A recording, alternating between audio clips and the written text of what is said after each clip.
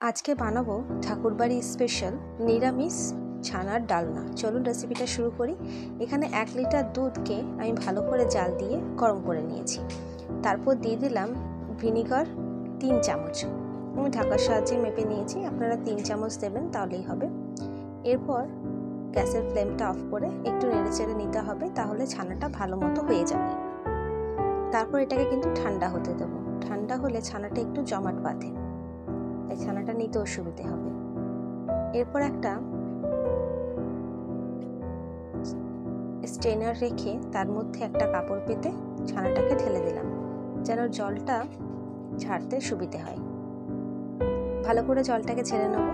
তারপর নর্মাল আবারও ঠান্ডা জল দিয়ে ভালো করে ছানাটাকে ধুয়ে নেব, যেন ভিনিগারের গন্ধটা চলে যায়।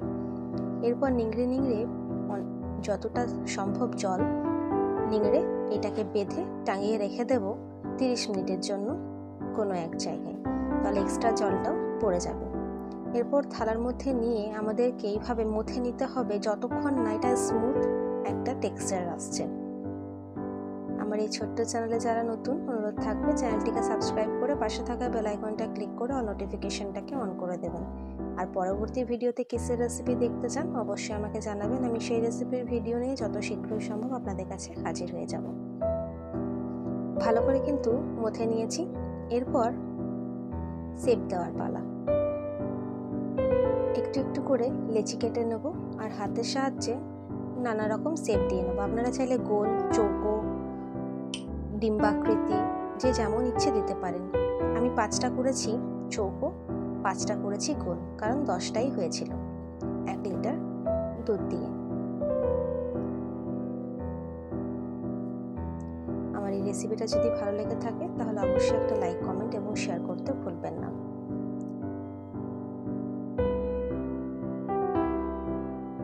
নিরামিষের দিনে কিন্তু অনেকটাই ঝামেলা মনে হয় যে কি বানাবো আর কি খাবো। একদিন এইটা অবশ্যই বানিয়ে দেখতে পারেন। দিয়ে দিলাম কিছুটা ঘি আর দেবো কিছুটা সাদা তেল ভালো করে ভেজে নেওয়ার জন্য। এরপর লো ফ্লেমে দিয়ে দেবো ভালো করে ভেজে নেওয়ার জন্য। লো ফ্লেমে ভাজতে হবে, তার কারণ ভেতর থেকে ভালো মতো ভাজা হবে। যদি হাই ফ্লেমে ভাজা হয় তাহলে কিন্তু ওপরটা রং হবে ঠিকই, কিন্তু ভেতর থেকে ভালো করে হবে না।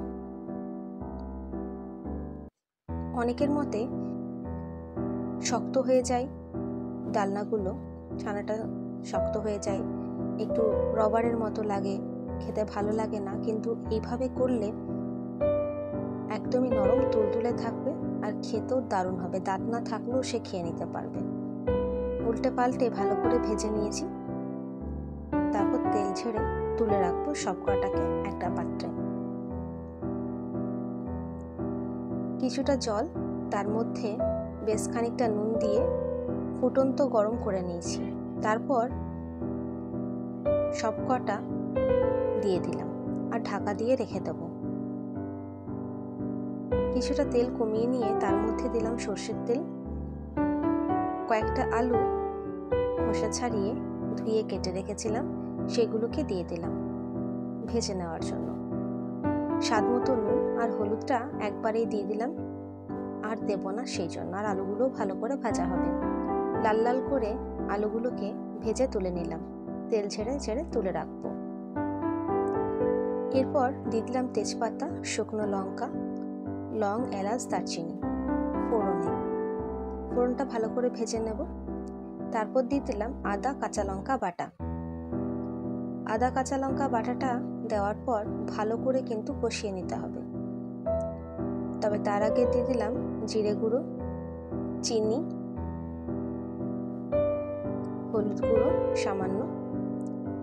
এরপর কষাতে থাকবো। এই মশলাটা যতটা কষানো হবে টেস্ট কিন্তু তত গুণ বেড়ে যাবে, টেস্ট কিন্তু এনহ্যান্স হতে থাকবে। তাই তেল ছেড়ে আসা পর্যন্ত ভালো করে মশলাটা কষিয়ে নিয়ে আলুগুলো দিয়ে আবারও কষাবো। আলুগুলো দিয়ে কষালে কিন্তু আলুগুলো খেতে খুব ভালো লাগে। দিয়ে দিলাম কয়েকটা কাঁচা লঙ্কা